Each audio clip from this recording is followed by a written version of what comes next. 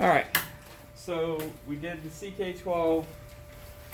We skipped fan and pick, so we have a little more time on CK12 because all the CK12s are due today. All of chapter 2 should be read by the end of today. And then these are the first set of notes. So if you're viewing this at home, you can pause the video and get these, and then we'll move on from there.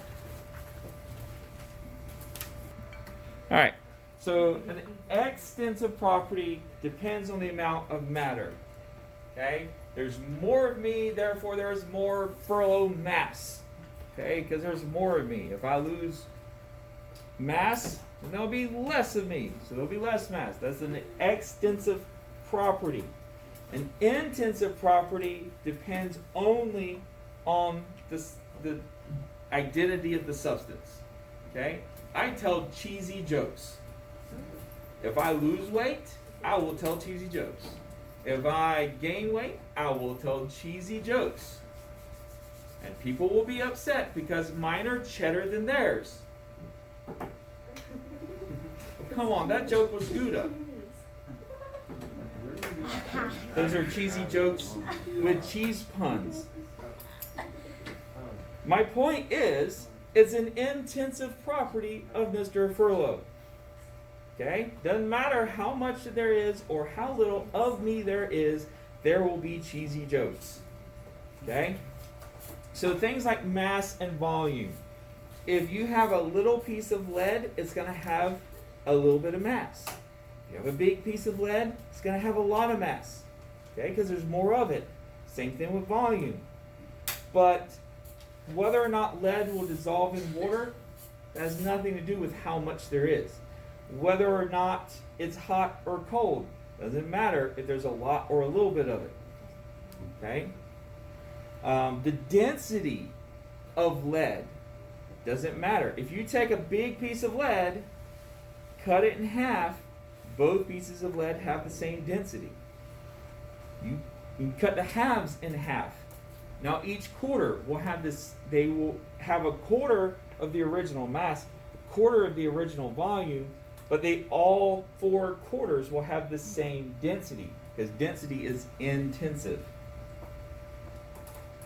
Let's see here. States of matter.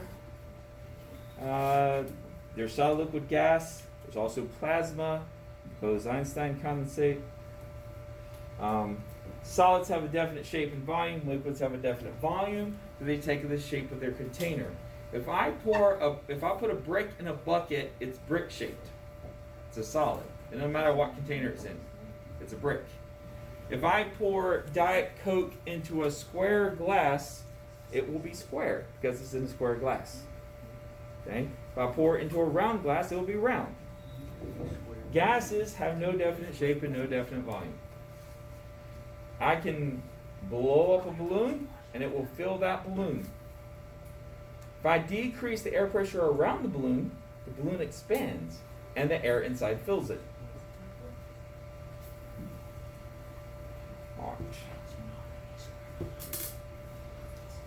So that brings us here to these. This would be a left-hand page. I'm not sure of the number offhand, but it should be the very next one. All right, so once you have the notes and then you have the questions, do those. And if you're at home, you can pause the video to get the questions. Of course, this is all open textbook and open notebook, so feel free to use your CK12 textbook. All right, so now that you've answered the questions on your own, these are the review questions and the answers that you should have. All right, practice your vocabulary. Make sure you've read chapter 2.